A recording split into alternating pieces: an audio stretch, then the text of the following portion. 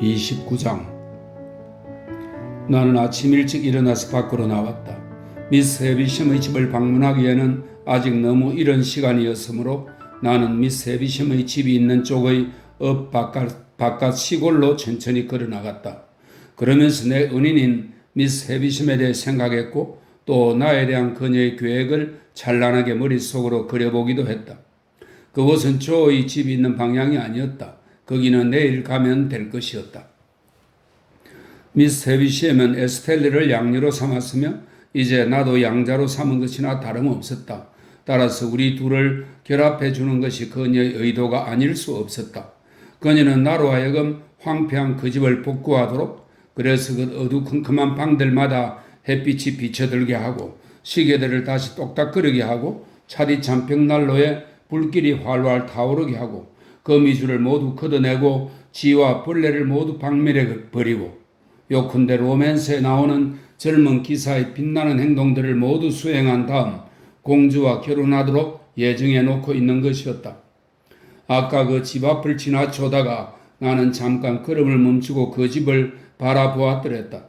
붉은 벽돌이 검게 걸린 건물 외벽, 막아놓은 창문, 힘줄 뿐인 늙은이 팔뚝처럼 줄기와 등굴로 굴뚝 위까지 휘감고 올라간 억센 초록색 담장이 등굴 등등 그 모든 것들이 의미심장하고 매력적인 신비감을 자아냈다. 그리고 나는 바로 그 신비의 주인공이었다. 물론 그 신비의 원천이자 핵심은 에스텔러였다.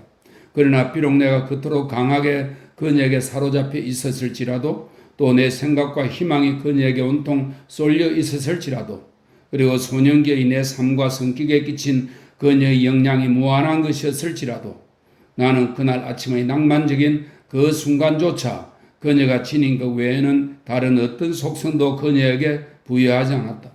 나는 이것을 지금 이 자리에서 의도적으로 언급하는 것인데 그 까닭은 바로 그것이 미로 같은 내 가련한 신경을 더듬어 따라갈 수 있게끔 해주는 실마리이기 때문이다. 내 경험에 따르면 연인에 대한 일반적인 통념은 틀릴 때가 많다. 절대적인 진실을 말하건대 한 남자로서 내가 에스텔르를 사랑했을 때 그것은 오직 내가 그녀에게 끌리는 마음을 아무리 해도 어쩌지 못했기 때문이다. 분명히 밝히건대 비록 항상 그런 것은 아니지만 나는 매우 자주 슬프게 인식하곤 했다. 내가 이성을 거역하고 장래에 대한 기대와 마음의 평화와 희망과 행복을 다 버리면서 그리고 있을 수 있는 온갖 구박과 거절을 당하면서 그녀를 사랑한다는 사실을 말이다.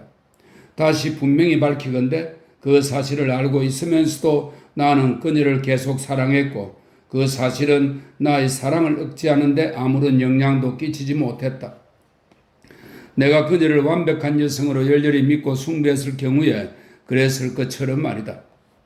나는 내 산책을 적당히 조정하여 예전에 내가 늘 가던 그 시간에 미스 해비심의 집 대문 앞에 도착하도록 했다. 떨리는 손으로 초인종을 당겨 울린 뒤 나는 돌아서서 등을 대문으로 향한 채 숨을 가다듬는 한편 두근거리는 가슴을 적당히 가라앉히려고 애썼다. 연문이 열리는 소리가 나더니 앞마당을 가로질러 걸어오는 발소리가 들렸다. 하지만 녹슨 경첩이 돌아가며 대문이 열릴 때까지도 나는 아무 소리도 못 들은 채 했다. 마침내 누군가 내 어깨를 만지자 나는 깜짝 놀라며 돌아섰다. 다음 순간 나는 훨씬 더 깜짝 놀라지 않을 수 없었는데 뜻밖에도 칙칙한 회색 옷을 입은 한 남자가 그것도 미스 해비심의 집 문을 지키는 문지기 자리에 있을 거라고 내가 세상에서 가장 기대하지 않았을 사람이 바로 내 앞에 서 있는 것을 보았기 때문이다. 올리, 픽 도련님. 도련님만 처지가 바뀌란 법은 없지요? 하지만 들어와. 대문을 열어놓고 서 있는 건 내가 받은 지시에 어긋나는 일이랍니다. 나는 대문 안으로 들어갔다. 그러자 그는 대문을 돌려닫고는 자물쇠를 채운 다음 열쇠를 빼냈다. 그래요. 그는 앞장서서 집 쪽을 향해 몇 걸음 고집스럽게 걸어가더니 갑자기 뒤로 돌아서며 말했다. 난 여기서 일해요. 여긴 어떻게 왔어요? 2다리로 걸어서 왔지? 그는 비꼬듯이 말했다. 손수레에다 내 짐 상자를 실어갖고 말이오. 여기서 영구히 자리를 잡은 건가요? 무슨 해코지를 하려고 이 자리에 있는 건 아닐 테니까 젊은 도련님. 나는 그것에 대해 그다지 확신할 수 없었다. 내가 마음속으로 그의 대꾸에 대해 천천히 생각하고 있는 동안 그는 마당의 포석을 향해 무겁게 내리뜨고 있던 두 눈을 너릿 들어 올리더니 내 다리와 팔 그리고 얼굴을 차례로 바라봤다. 그럼 대장간 일은 그만둔 건가요? 나는 말했다. 이게 대장간처럼 보입니까? 올리건 모욕을 당한 듯한 태도로 주변을 한 바퀴 둘러보며 대답했다. 아니, 이게 대장간처럼 보이냐고? 나는 가지리의 대장간을 그만둔 지는 얼마나 되었느냐고 물어보았다. 여기는 하루하루가 아주 똑같아서 계산해보지 않고는 모르겠어. 하지만 나는 도련님이 떠나고 얼마 뒤에 이리로 왔소. 그런 말은 나도 할 수 있겠어요, 올리. 오, 그래요? 그는 시치미를 떼며 말했다. 도련님이야 분명 대단한 학자일 테니 당연하겠지. 이때쯤 우리는 집 건물에 도착해 안으로 들어가는데 그의 방은 연문 바로 안쪽에 있는 방으로 안마당이 내다보이는 작은 창이 달려 있었다. 규모가 조그맣다는 점에서 그 방은 흔히 프랑스 파리의 문지기들이 처소로 할당받는 그런 곳과 비슷한 종류의 방이었다. 열쇠 몇 개가 벽에 걸려 있었는데 그는 거기에다 대문 열쇠도 함께 걸어놓았다. 안쪽으로 움푹 들어간 곳에 따로 구분된 자그마한 공간에는 조각 이불이 덮인 거의 침대가 놓여 있었다. 방 전체는 지저분하고 답답하며 졸린 듯한 느낌을 주어서 마치 인간 들쥐가 살고 있는 우리와도 같았다. 그리고 창가의 그늘진 구석에 시커멓고 침울한 모습으로 어렴풋이 서 있는 그는 그 방이 잘 어울리는 인간 들쥐인 것처럼 보였다. 아니, 그는 정말로 인간 들쥐였다. 예전엔 이 방을 본 적이 없는데 나는 말했다. 하기야 그땐 이곳에 문지기 같은 게 없었지. 그랬지요. 그가 말했다. 그러다가 집을 지켜줄 만한 사람이 여기에 살지 않는다는 소문이 퍼지면서 죄수나 불황자들 따위가 주변을 자주 오가는 상황이라 아무래도 위험하다고 생각이 되었다. 그래서 그 후 내가 남에게 받은 만큼 보답할 수 있는 사람으로 추천되었고 그 결과 이렇게 내가 이 자리에 지키게 된 거라고. 여기 일은 풀무질과 망치질보다 훨씬 편하다오. 그건 총알이 장전되어 있어요. 정말이요. 내 시선이 벽난로 위의 개구리판이 구리로 씌운 엽총에 끌리는 것을 그가 뒤따라 쳐다보며 한 말이었다. 그럼 나는 더 이상 대화를 계속하고 싶은 마음이 없어서 말했다. 이제 미스 해비섬에게 올라가도 될까요? 내가 그걸 알면 날 불 속에 집어던져도 좋소. 그는 그렇게 쏘아붙이더니 먼저 기지개를 쭉 켠 다음 몸을 한바탕 흔들어댔다.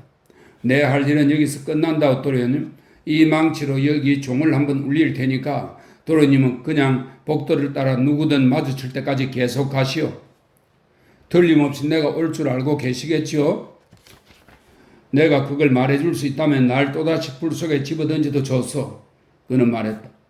그 말을 듣고 나는 처음 거기 왔을 때 두껍고 흉한 구두를 신고 지나갔던 그 긴 복도로 들었었다. 그러자 올릭은 종을 울렸다. 종소리의 반향이 아직도 남아있을 때 복도 끝에서 나는 세르 포킷을 만났다. 그녀는 이제 나 때문에 아예 체질적으로 불그락불락한 상태가 되어버린 것처럼 보였다. 오, 그녀는 말했다. 당신인가요, 피입씨? 예, 접니다, 미스 포킷. 기쁘게 전해드리건대 내슈 포킷 씨와 그의 가족들은 모두 다 안녕하시답니다. 그들은 조금이라도 더 현명해졌나요? 세르는 어물하게 고개를 가로저어 보이며 말했다. 그들은 안녕하기보다는 현명해지는 게 더 필요한 사람들이지요. 아, 매슈. 올라가는 길을 잘 알고 있겠지요, 핍씨? 예전에 어둠 속에서 여러 번 올라다닌 계단이었으므로 물론 나는 상당히 잘 알고 있었다. 그 계단을 이제 나는 옛날보다 훨씬 가벼운 구두를 신고 올라갔다. 그러곤 미스 해비섬의 방 앞에서 옛날과 같은 방식으로 똑똑 문을 두드렸다. 핍이 두드리는 소리군. 즉시 그녀의 말소리가 들려왔다. 들어오거라, 핍.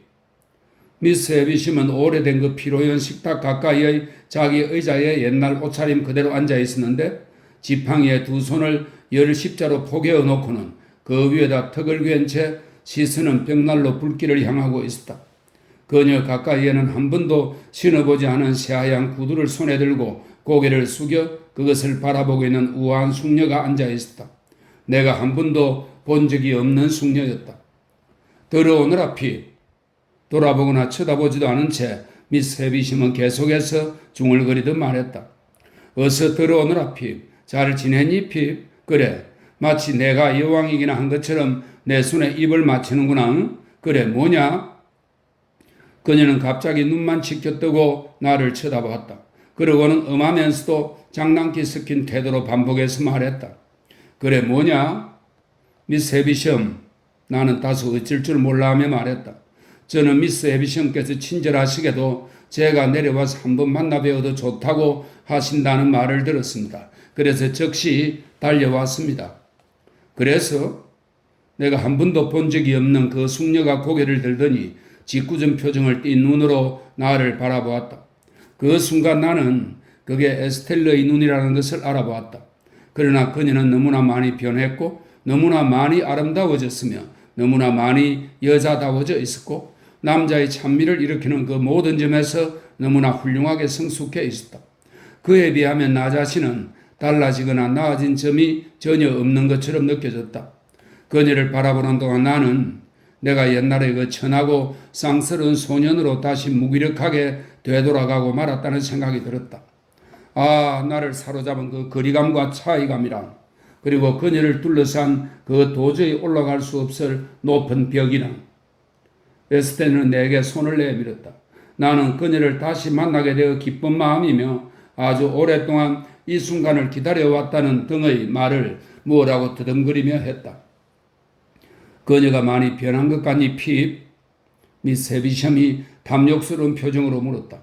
그러면서 지팡이로 두 사람 사이에 놓여있는 의자 위를 두드리며 나보고 거기 앉으라는 신호를 했다. 미스 해비섬, 방에 처음 들어왔을 때 저는 그녀의 얼굴이나 자태에 에스텔러 같은 점이 전혀 없다고 생각했습니다. 하지만 지금은 그 모든 것이 정말로 이상하게도 제자리를 찾아서 옛날의 뭐라고? 넌 지금 옛날의 에스텔러 모습이라고 말하려는 건 아니겠지? 미스 해비섬이 내 말을 가로막으며 말했다. 저애는 그때 거만하고 모욕적이었지. 그래서 넌 저애한테서 도망치고 싶어 했지. 기억이 안 나는 게냐? 나는 당황하여 그건 오래전 일이며 그때 난 그녀를 잘 몰랐다는 등등의 말을 늘어놓았다. 에스텔러는 더할 나위 없이 차분한 태도로 미소를 지으며 내가 그때 올바로 보았으며 자신이 그때 아주 불쾌한 존재였음을 믿어 의심치 않는다고 말했다. 저애가 변했니? 미스 해비섬은 에스텔러에게 물었다. 아주 많이 변했어요. 에스텔러는 나를 바라보며 말했다. 좀 덜 천하고 덜 쌍스러워졌니? 미스 해비섬은 에스텔러의 머리카락을 장난스레 만지작거리며 물었다. 에스텔러는 소리내 웃고는 손에 든 구두를 바라보았다. 그리고는 다시 소리내 웃더니 나를 바라보았다. 그리고는 구두를 내려놓았다. 그녀는 여전히 나를 소년처럼 취급했다. 하지만 그러면서도 나를 계속 유혹했다. 우리는 꿈속 같은 그 방에서 나에게 그토록 깊은 영향을 끼쳤던 그 낡고 이상한 사물들에 둘러싸인 채 앉아 있었다. 나는 에스텔러가 프랑스에서 막 돌아왔으며 곧 런던으로 갈 예정이라는 사실을 알게 되었다. 예전과 마찬가지로 거만하고 제멋대로였지만 그녀는 그 성질들을 자신의 아름다움에 너무나 밀접하게 종속시켜 놓았으므로 그것들을 그녀의 아름다움과 떼어서 생각한다는 것은 불가능한 동시에 부자연스러운 일이었다. 적어도 나는 그렇게 생각했다. 진실로 말하건대 내 소년기를 괴롭게 만들었던 돈과 신분에 대한 그 모든 비참한 동경과 그녀의 존재를 분리하는 것은 불가능한 일이었다. 그리고 나로 하여금 처음으로 집과 조어를 창피하게 만들었던 그 모든 빗나간 갈망들과 그녀의 존재를 분리하는 것은 불가능한 일이었다. 또한 빨갛게 달아오른 화덕의 불길 속에서 쇠덩이를 꺼낼 때나 그것을 모루에 대고 두드릴 때 그녀의 얼굴을 떠올리곤 하던 것과 밤의 어둠 속에서 그녀의 얼굴이 문득 나타나 대장간의 나무 창문으로 들여다보고는 휙 사라져버렸다고 생각하던 것 같은 모든 상상들과 그녀의 존재를 분리하는 것은 불가능한 일이었다. 요컨대 과거나 현재에서 내 삶의 가장 깊숙한 부분과 그녀를 떼어서 생각하는 것은 나에게 불가능한 일이었다. 나는 그날의 남은 시간을 그곳에서 보내고 밤에 호텔로 돌아갔다가 다음날 런던으로 돌아가기로 마음의 결정을 내렸다. 에스텔러와 내가 잠시 동안 대화를 나누고 났을 때 미스 해비섬은 산책이나 하라며 우리를 바깥에 내박쳐둔 정원으로 내보냈다. 그러면서 그녀는 나한테 말하기를 나중에 돌아와서 옛날에 했던 것처럼 자신의 바퀴 달린 의자를 잠깐 밀어달라고 했다. 그래야 에스텔레와 나는 대문 옆의 정원으로 나갔다. 예전에 내가 이리저리 돌아다니다가 창백한 어린 신사, 즉 지금의 허버트와 대결을 벌였던 바로 그 정원이었다. 나는 온통 마음이 떨리는 가운데 그녀를 옷자락 끝까지 숭배하며 걸었던 반면 그녀는 아주 차분한 가운데 나를 내 옷자락 끝 정도로밖에 여기지 않으며 걸었다. 우리가 허버트와 내가 맞붙었던 자리에 가까이 이르렀을 때 그녀는 걸음을 멈추더니 말했다. 그날 그 싸움을 숨어서 구경하다니 나도 참 이상한 아이였음에 틀림없어. 하지만 어쨌든 나는 숨어서 싸움을 보았어. 그것도 아주 재미있게 보았지. 너는 나에게 아주 크게 보답해 주었어. 그랬니? 그녀는 입에서 그냥 나오는 대로 무심하게 대답했다. 그러니까 기억이 나는데 난 그때 너의 상대였던 애에 대해 굉장히 큰 반감을 가졌어. 그가 여기 와서 나를 성가시게 하는 것이 몹시 싫었거든. 그와 나는 지금 아주 각별한 친구가 되었어. 그러니 너가 그의 아버지 밑에서 공부한다는 말은 들은 것 같은데? 맞아. 나는 이 대답을 마지못해서 했다. 왜냐하면 그 사실은 왠지 소년 같은 느낌을 주었는데 그녀는 이미 충분하고도 남을 만큼 나를 소년처럼 취급했기 때문이다. 너의 운명과 장래가 달라진 이후로 너는 교제하는 친구들도 달라졌겠구나? 당연히 그렇지. 나는 말했다. 그리고 필연적으로 그럴 수밖에 없겠지. 그녀는 그만한 의조로 덧붙였다. 예전에 너한테 어울리던 친구는 지금 너한테는 전혀 어울리지 않을 테니까 말이야. 조를 만나러 갈 생각이 나한테 그때까지 조금이라도 남아 있었는지 양심적으로 말해서 나는 극히 의심스럽다. 하지만 만에 하나 혹 조금이라도 그게 남아 있었다 하더라도 그녀의 이 말은 그것을 완전히 흔적도 없이 날려버리고 말았을 것이다. 그때는 너한테 닥쳐올 행운에 대해 아무것도 모르고 있었지? 에스텔레는 손을 살짝 흔들어 대므로써 그때라는 말이 허버트와 싸우던 시절을 의미한다는 것을 표시하며 말했다. 조금도 모르고 있었지. 내 곁에서 걷는 그녀의 완벽하고 우월한 태도와 그녀의 곁에서 걷는 나의 미숙하고 복종하는 태도는 큰 대조를 이루었으며 나는 그것을 마음속에서 강하게 느끼고 있었다. 내가 그녀의 배필로 이렇게 따로 구분되어 그녀에게 할당되었다는 사실로 인해 나 스스로 그런 의식을 갖게 된 것이라는 생각만 없었다면 그것은 내 마음에 훨씬 더 사무치는 아픔을 주었을 것이다. 정원에는 풀이 너무나 거칠고 무성하게 자라서 걸어다니는 게 쉽지 않았다. 그래서 우리는 두세 바퀴 돌아본 다음 그곳을 나와 양주장 마당에 있는 곳으로 갔다. 나는 그녀에게 그 옛날 내가 처음 거기 왔던 날 그녀가 술통 위로 걸어갔던 장소를 아주 정확하게 가리켜 보였다. 그러자 그녀는 차갑고 무관심한 얼굴로 내가 가리킨 방향을 바라보며 말했다. 내가 그랬니? 나는 또 그녀가 그날 집 밖으로 나와서 나한테 고기와 마실 것을 주었던 장소를 그녀에게 상기시켰는데 그녀는 그저 난 기억이 안 나 하고 말했다. 너가 나를 울게 한 것도 기억이 안 나니? 나는 말했다. 그래, 안 나. 그녀는 그렇게 말하며 고개를 가로저었다. 그러곤 주변을 둘러보았다. 진실로 말하건대 그녀가 이런 것들을 기억하지 못할 뿐만 아니라 조금도 신경 쓰지 않는다는 사실은 나를 다시금 마음속으로 울게 했다. 아마 이보다 더 쓰라린 울음은 없을 것이다. 넌 분명히 알아야만 해. 아름답고 눈부신 여인이 나에게 친절을 베풀어 상냥히 대해주는 듯한 태도로 에스텔레는 말했다. 나에겐 심장이 없다는 사실을 말이야. 그게 내 기억과 혹시라도 무슨 관계가 있다면 해서 하는 말이야. 나는 미안하지만 그런 말은 믿어주지 못하겠다는 투로 몇 마디 우스갯소리를 늘어놓았다. 나는 그런 걸 믿을 바보가 아니며 심장이 없는데 어떻게 그녀 같은 미인이 존재할 수 있겠느냐고 하면서 말이다. 아, 물론 칼에 찔리거나 총에 맞을 그런 심장이야 나도 분명히 가지고 있지. 에스텔레는 말했다. 그리고 심장이 뛰지 않고 멈추면 당연히 나도 세상에 존재하지 않게 되겠지. 하지만 넌 내가 무슨 말을 하는지 알고 있어. 내 가슴에는 부드러움이 전혀 없어. 동정심이나 감정 따위 그런 바보 같은 것들은 나에게 전혀 없어. 그게 무엇이었을까? 그녀가 가만히 서서 나를 주의 깊게 바라보고 있을 때 내 마음에 문득 떠올랐다 사라진 그것은 미스 해비셔에게 보아온 그 어떤 것이었을까? 아니다. 그녀의 표정이나 몸짓에 미스 해비션과 닮은 듯한 점이 어느 정도 있긴 했다. 흔히 발견할 수 있는 바 그것은 오랫동안 어른들과 함께 격리되어 지내는 아이들이 그 어른들의 영향을 받아 습득하게 되는 그런 닮은 점이었다. 그리고 그 아이의 어린 시절이 끝났을 때 서로 완전히 다르게 생긴 두 얼굴 사이에 이따금 놀랄 만큼 비슷한 표정이 나타나게 만드는 그런 닮은 점이었다. 하지만 나한테 떠오른 이것은 미스 해비셔에게로 그 유래를 돌릴 수 있는 그런 것이 아니었다. 나는 에스텔르를 다시 보았다.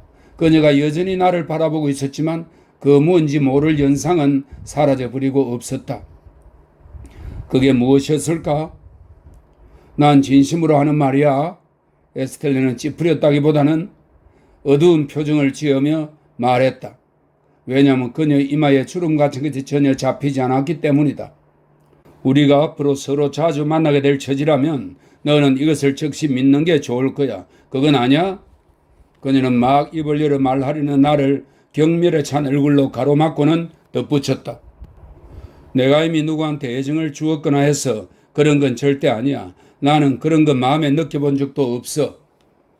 다음 순간 우리는 아주 오랫동안 방치되어 있는 양조장 안으로 들어가 있었다. 그녀는 내가 처음 거기 왔던 그날 그녀가 걸어나가는 것을 보았던 그 높은 난간을 손가락으로 가리키며 자기가 그곳에 올라갔던 것과 내가 밑에서 겁에 질린 채 서 있는 걸 보았던 일이 기억난다고 나에게 말했다. 내 시선이 그녀의 새하얀 손을 따라가는 순간 아까와 똑같은 그 연상이 도무지 정체를 알 수 없는 그 희미한 연상이 다시금 나를 스치고 지나갔다. 내가 나도 모르게 움찔하며 놀라자 그녀는 손으로 내 팔을 잡아주었다. 그 순간 그 유령 같은 심상은 다시 한번 났다가는 사라져버렸다. 그게 무엇이었을까? 무슨 일이니? 에스텔레가 물었다. 넌 또 겁에 질린 거니? 너가 아까 했던 말을 정말로 내가 믿는다면 겁이 좀 나겠지. 나는 방금 전에 그 연상에 대해 이야기하고 싶지 않아서 그렇게 대답했다. 그러니까 너는 내 말을 안 믿는다는 거구나. 좋아, 마음대로 해. 어쨌든 나는 분명히 말했으니까. 미스 해비셴은 곧 너가 옛날에 그 일을 해주러 들어오기를 기다리고 있을 거야. 비록 다른 옛것들과 함께 그것도 이제 그만두게 되겠지만 말이야. 그러니 우리 정원을 한 바퀴 더 돌고 들어가자. 자, 내 잔인함 때문에 너가 눈물을 흘리는 일이 오늘은 없을 거야. 너는 오늘 내 시동이야. 그러니 어깨를 이리 좀 내밀어 봐. 그녀의 아름다운 옷은 그동안 땅바닥에 늘어져서 질질 끌리고 있었다. 그녀는 이제 그 옷을 한 손으로 잡아 올리고는 다른 손으로는 가볍게 내 어깨를 잡고 나와 함께 걸었다. 우리는 황폐한 그 정원을 두세 바퀴 더 돌았다. 정원은 그 순간 나에게 온통 꽃이 만발한 황홀한 곳이었다. 낡은 담장에 갈라진 틈에서 자라고 있는 녹색과 노란색 잡초들이 이 세상에 핀 꽃 가운데 가장 귀중한 꽃들이었다 하더라도 그 순간은 내 기억에 더 이상 소중하게 간직될 수 없었을 것이다. 내가 그녀의 상대가 되지 못할 정도로 우리 둘 사이에 나이 차이가 있는 것은 아니었다. 물론 그녀가 나보다 더 나이 먹은 것처럼 보이긴 했지만 사실 우리는 거의 동갑이었다. 그러나 그녀의 아름다움과 고귀한 태도가 일으키는 그 다가갈 수 없는 거리감은 나로 하여금 항상 기뻐하는 중에도 고통을 느끼게 했으며 우리의 은인인 미스 해비셴이 우리를 서로의 배필로 정해놓았다는 확신을 최고조로 느끼는 순간에도 고통을 맛보게 했다. 아, 불쌍한 녀석. 마침내 우리는 집 안으로 들어갔다. 놀랍게도 거기서 나는 내 후견인이 런던에서 내려와 미스 해비셴을 볼 일이 있어 방문했으며 이따가 오찬 때 다시 올 것이라는 소식을 들었다. 부패물로 덮인 식탁이 있는 방의 그 앙상한 겨울나무 같은 낡은 촛대에는 우리가 나가 있는 동안 촛불이 켜져 있었고 미스 해비셴은 자신의 의자에 앉아서 나를 기다리고 있었다. 내가 그녀의 의자를 밀고 썩은 잿더미 같은 결혼 피로연 식탁 주위를 예전처럼 느릿느릿 돌기 시작했을 때 그것은 마치 의자 자체를 과거로 밀고 가는 것 같은 느낌이었다. 그러나 장례식장 같은 그 방에서 시체 같은 존재가 의자에 깊숙이 기댄 채 두 눈으로 빤히 노려보고 있었지만 에스텔리는 오히려 전보다 더 눈부시고 아름답게 보였으며 나는 더욱 강한 매혹에 사로잡혀 넋을 잃었다. 어느 틈에 시간이 그렇게 흘러가서 우리가 오찬을 덜 시간이 임박했고 에스텔레는 옷을 다시 차려입기 위해 우리 곁을 떠났다. 우리는 그 순간 그 긴 피로연 식탁의 중간쯤에 멈춰 있었는데 미스 헤비셴은 말라 비틀어진 팔 하나를 의자 밖으로 내밀어 꼭 움켜진 주먹을 누런 식탁보 위에 올려놓고 있었다. 방에서 나가기 전에 문간에서 에스텔레가 어깨너머로 뒤를 돌아다 보았을 때 미스 헤비셴은 그녀에게 손으로 키스해 보냈는데 탐욕스럽고 강렬한 그 표정은 보기에 정말로 아주 끔찍한 것이었다. 그런 다음 에스텔레가 나가고 우리 둘만 남게 되자 미스 헤비셴은 나를 돌아보더니 나에게 속삭이며 말했다. 저 애가 아름답고 우아하고 멋있게 잘 자랐지? 너는 저 아이를 흠모하니? 그녀를 보면 누구든지 그러지 않을 수 없을 거예요, 미스 헤비셴. 미스 헤비셴은 내 목을 한 팔로 감더니 의자에 앉은 채로 내 머리를 자기한테로 바짝 끌어당기며 말했다. 저 애를 사랑하라, 사랑해. 저 애를 사랑해. 저 애가 너를 어떻게 대하느냐? 내가 대답하기도 전에 그녀는 반복해 말했다. 물론 내가 그 어려운 질문에 과연 대답할 수 있었을지 몹시 의심스럽지만 말이다. 저 애를 사랑하거라, 사랑해. 저 애를 사랑해. 저 애가 너에게 호의를 보이면 저 애를 사랑하거라. 저 애가 너에게 상처를 주더라도 저 애를 사랑하거라. 저 애가 너의 심장을 갈기갈기 찢어 놓더라도 그리고 나이를 먹고 강해질수록 오히려 그 상처가 더욱 깊이 찢어질지라도 저 애를 사랑하거라, 사랑해. 저 애를 사랑해. 나는 그녀가 이 말을 하면서 보인 것 같은 그런 격정적인 열망을 결코 본 적이 없었다. 나는 내 목을 휘감은 그녀의 야윈 팔 근육이 그녀를 사로잡은 열정 때문에 팽창하는 것을 느낄 수 있었다. 내 말 잘 듣거라, 피. 내가 저 아이를 양녀로 삼은 것은 사랑받게 하기 위해서야. 내가 저 아이를 키우고 교육하는 것은 사랑받게 하기 위해서야. 내가 저 아이를 양육해서 현재의 저 모습으로 만든 것은 바로 저 아이가 사랑받도록 하기 위해서야. 저 아이를 사랑하거라. 그녀는 사랑이라는 단어를 이미 충분히 여러 번 말했다. 그래서 그녀가 진정으로 그 말을 한다는 것은 의심의 여지가 없었다. 하지만 그렇게 자주 되풀이된 단어가 사랑이 아니라 정오, 절망, 복수, 처참한 죽음 따위였다고 하더라도 그녀의 입술에서 지금보다 더 저주스럽게 들리지는 않았을 것이다. 네, 너한테 말해주마. 그녀는 여전히 급하고 격정적인 속삭임으로 말했다. 진정한 사랑이 무엇인지를 말이다. 그것은 맹목적이고 헌신이고 절대적인 겸손이며 완전한 복종이고 너 자신과 세상 전체를 거스리는 신뢰와 믿음이며 너의 온 마음과 영혼을 사랑하는 이에게 바치는 것이야. 내가 그랬듯이 말이야. 그녀는 여기까지 말하고 나더니 광적인 외마디 비명을 질렀다. 나는 그녀의 허리를 잡아 부축했다. 왜냐하면 그녀가 수위 같은 옷차림 그대로 의자에서 벌떡 일어서더니 허공을 향해 달려들었기 때문이다. 마치 벽에다 몸을 부딪혀 죽어 넘어지는 게 낫겠다는 생각이라도 한 것처럼 말이다. 이 모든 것은 순식간에 일어난 일이었다. 그녀를 의자에 다시 끌어앉혔을 때 나는 잘 알고 있는 향내가 나는 것을 느끼고 뒤를 돌아보았다. 그리고 내 후견인이 방 안에 들어와 있는 것을 보았다. 그는 언제나 화려한 비단으로 만든 위압적일 만큼 커다란 손수건을 하나 들고 다녔다. 이것은 그의 직업상 굉장히 중요한 손수건이었다. 나는 그가 마치 즉시 코를 풀 예정인 것처럼 이 손수건을 격식을 차려 펼치다가 문득 의뢰인이나 정인의 확실한 진술이 나오기 전에는 그를 여유를 가져서는 안 된다는 것을 깨달은 것처럼 동작을 뚝 중단함으로써 그 의뢰인이나 정인을 몹시 두려움에 떨게 하는 것을 본 적이 있는데 그때마다 확실한 진술이 당연한 일처럼 곧바로 뒤따르곤 했다. 방에 서 있는 그를 내가 보았을 때 그는 이 의미심장한 손수건을 두 손에 든 채 우리를 바라보고 있었다. 그는 나와 시선이 마주쳤을 때 그 자세 그대로 아무 말 없이 한순간 동작을 멈춤으로써 정말이요 기이하군 이라는 뜻을 분명하게 표현해 보였다. 그러고는 손수건을 들어올려 놀랄 만큼 세차게 코를 풀었다. 미스 헤비셴은 나와 거의 동시에 그를 보았다. 그리고는 그를 두려워했다. 그녀는 마음을 가라앉히려고 몹시 애쓰며 그가 여느 때처럼 시간을 잘 지킨다고 더듬더듬 말했다. 네, 여느 때처럼 시간을 잘 지켰습니다. 그는 되풀이에 말하며 우리 쪽으로 다가왔다. 잘 지냈는가 핍? 제가 좀 밀어드릴까요 미스 에비션? 한 바퀴 정도 괜찮겠죠? 그래 여기 내려와 있었군 핍. 나는 그에게 내가 언제 여기에 도착했는지 그리고 어떻게 미스 에비션이 나보고 내려와서 에스텔르를 만나라고 했는지 이야기했다. 이에 대해 그는 아주 훌륭한 젊은 숙녀지 라고 대답했다. 그런 뒤 그는 미스 에비션이 앉아있는 의자를 그의 커다란 손 하나로 뒤에서 밀기 시작했다. 그리고 다른 손은 마치 바지 호주머니 안에 비밀이라도 가득 차 있는 것처럼 그 속에 집어넣었다. 그래 핍, 이전에 에스텔르 양을 얼마나 자주 만났나? 그는 의자를 미는 것을 멈추었을 때 말했다. 얼마나 자주라뇨? 얼마나 여러 번 만났다는 말이네. 10,000번쯤? 물론 그렇게 많이는 아니죠. 그럼 2번? 제거스. 나에게 무척 다행스럽게도 미스 헤비심이 끼어들었다. 우리 핍을 괴롭히지 말고 함께 가서 식사나 하도록 해요. 제거스 씨는 이 말을 따랐다. 그래서 우리는 함께 어두운 계단을 더듬더듬 내려갔다. 우리가 집 뒤쪽의 돌로 포장된 마당 건너편에 따로 떨어진 건물로 아직 걸어가고 있을 때 그는 미스 헤비심이 음식을 먹거나 마시는 것을 얼마나 자주 보았냐고 나에게 물었다.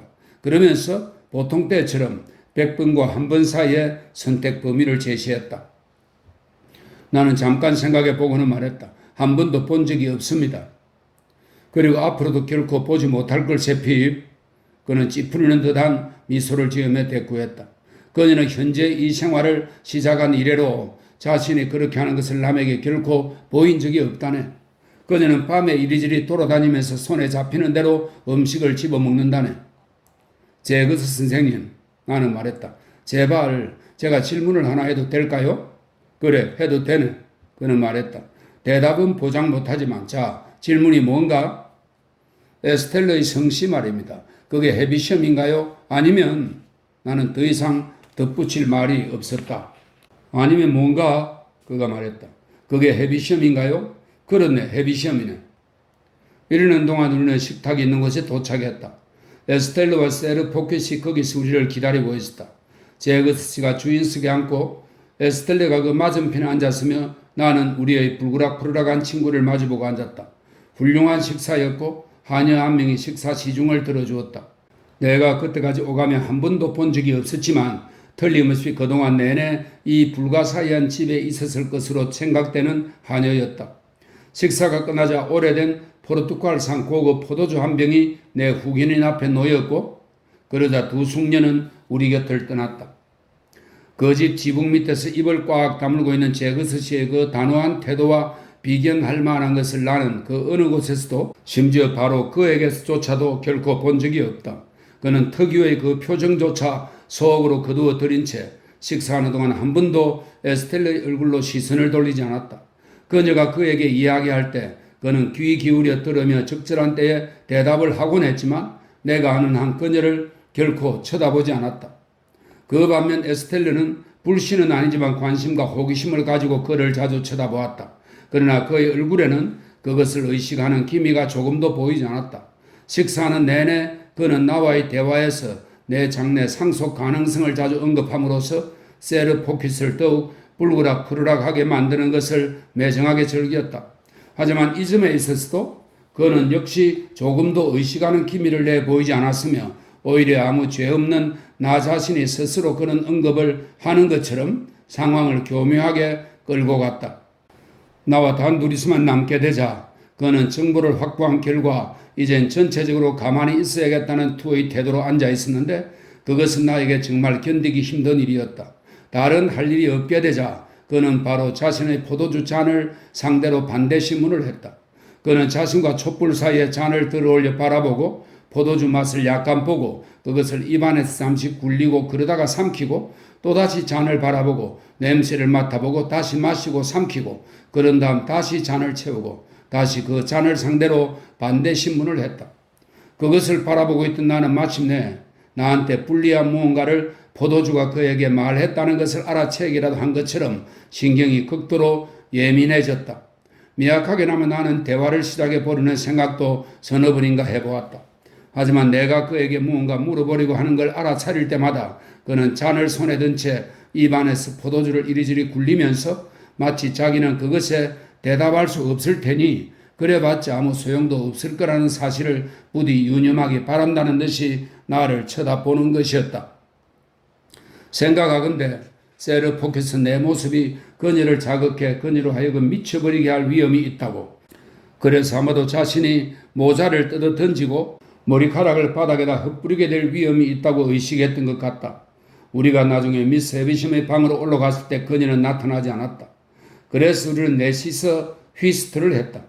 카드널이 중간에 미스 해비심은 자신의 화장대에서 가장 아름다운 보석을 몇 개 꺼내 에스텔러의 머리카락과 가슴과 팔 주변에 환상적으로 보이도록 달아주었다. 반짝이는 보석의 화려한 빛과 색깔을 뿜어내는 가운데 그녀의 아름다움이 눈앞에 펼쳐지자 내 후기인조차도 짙은 눈썹을 살짝 지켜 올리며 그 밑으로 그녀를 바라보는 것을 나는 볼 수 있었다. 그가 우리 카드를 계속 따서 잡아간 뒤 판의 마지막에 가서 열등한 하급의 카드를 내놓고는 우리의 존엄한 왕과 왕비로 하여금 그 앞에서 완전한 굴욕을 당하게 하는 그 솜씨와 정도에 대해서 나는 아무 말도 하지 않겠다. 또한 그가 개인적으로 우리 세 사람을 자신이 이미 오래전에 답을 알아낸 아주 명백하고 하찮은 세계의 수수께끼들로 간주하는 태도에 관해 내가 느낀 감정에 대해서도 나는 아무 말 하지 않겠다. 내가 괴롭게 여겼던 것은 바로 서로 양립할 수 없는 두 가지, 즉 냉정한 그의 존재와 에스텔레에 대한 내 뜨거운 감정이 동시에 한자리에 있다는 사실이었다. 그것은 내가 그녀에 관해 그와 이야기하는 것을 견딜 수 없을 거라는 사실을 나 스스로 잘 알고 있기 때문이 아니었다.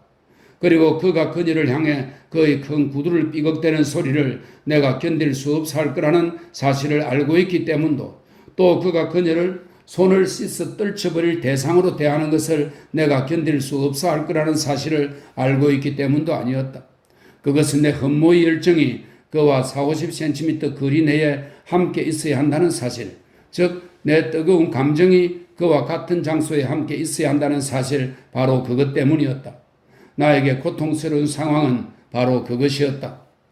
우리는 9시까지 카드 놀이를 했다. 그런 다음 에스텔르가 런던에 올라오게 될 때 나한테 미리 기배를 해줄 것과 그러면 내가 역마차 정거장으로 그녀를 마중 나갈 것을 서로 약속했다. 그런 다음 나는 에스텔르에게 작별 인사를 하고 그녀의 손에 가볍게 입을 맞춘 뒤 그곳을 떠나왔다. 벌로브 호텔에서 내 후견인은 내 옆방에 묵었다. 밤이 깊도록 미스 해비심의 말, 저 애를 사랑하거라 사랑해, 저 애를 사랑해 라는 말이 내 귓가에 계속 울렸다. 나는 그 말을 나 자신의 말로 고쳐서 베개에다 대고 수백 번 되풀이해 말했다. 나는 그녀를 사랑하노라 사랑해, 그녀를 사랑해. 그러자 과거의 대장장이 소년이었던 내게 그녀가 배필로 예정되었다는 것에 대한 감사의 감정이 북받쳐 올랐다. 그런 다음 나는 만약 내가 염려하듯이 그녀가 그런 운명에 대해 아직 열렬한 감사의 마음을 전혀 느끼지 않고 있다면 그녀는 과연 언제쯤 나에게 관심을 보이기 시작할까 하고 생각해 보았다. 지금 쥐죽은 듯이 잠들어 있는 그녀 마음속의 사랑의 감정을 과연 내가 언제쯤 깨울 수 있을까? 나는 이런 것들을 고결하고 숭고한 감정들이라고 생각했다. 반면에 나는 내가 조를 멀리하며 피하는 것이 비열하고 부끄러운 짓이라는 생각을 전혀 하지 못했다. 그것은 그녀가 그를 경멸스럽게 여길 것이라는 인식 때문이었다. 조가 내 눈에 눈물을 글썽이게 한 게 겨우 하루 전이었건만 어느새 그 눈물은 말라버리고 만 것이다. 그토록 금세 말라버리다니, 오 하나님 용서하소서.